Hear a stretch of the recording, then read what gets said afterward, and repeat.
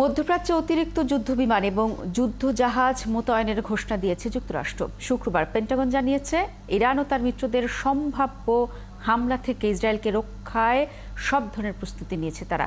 এক্ষেত্রে সমর্থনও দিয়েছেন মার্কিন প্রেসিডেন্ট জো বাইডেন। তিনি বলেছেন, হামাস ও হিজবুল্লাহ ও ইহুতিদের সব হুমকি মোকাবেলা করা হবেই। আরও জানাচ্ছেন মাহফুজুর রহমান।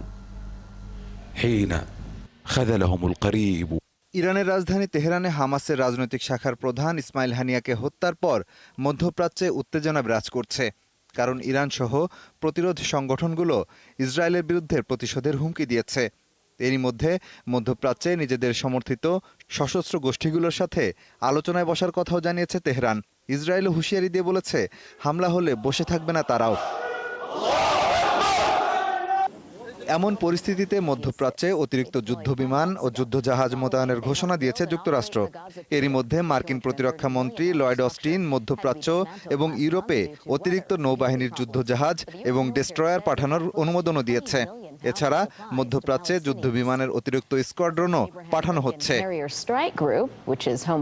এক বিবৃতিতে পেন্টাগন বলেছে, নতুন মোতায়েনে মার্কিন বাহিনীর সুরক্ষার উন্নতি ঘটবে, ইসরায়েলের প্রতিরক্ষার জন্য সমর্থন বাড়বে এবং বিভিন্ন অপ্রীতিকর পরিস্থিতিতে সাড়া দিতে প্রস্তুত থাকবে যুক্তরাষ্ট্র।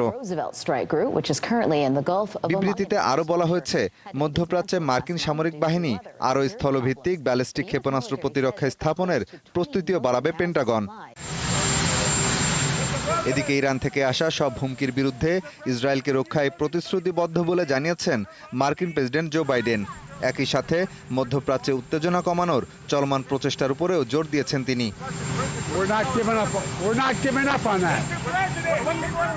এদিকে কাতারে হানিয়াকে দাফনের পর লেবানন, ইয়েমেন ও জর্ডানে শোক মিছিল হয়েছে। হানিয়াকে শ্রদ্ধা জানাতেই এই মিছিলের আয়োজন করা হয়েছে। মাহফুজুর রহমান, ৭১।